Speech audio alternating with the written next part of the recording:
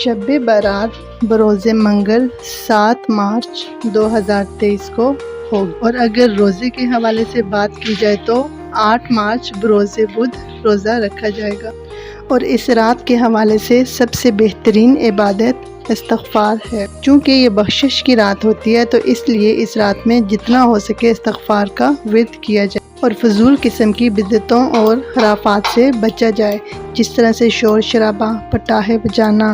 اور آتش بازی کرنا، ان تمام چیزوں سے بچنا چاہیے۔ 15 شعبان کو مختلف نام دیے گئے ہیں، جس طرح سے شب مغفرت، شب برکت، شب رحمت اور شب برات وغیرہ۔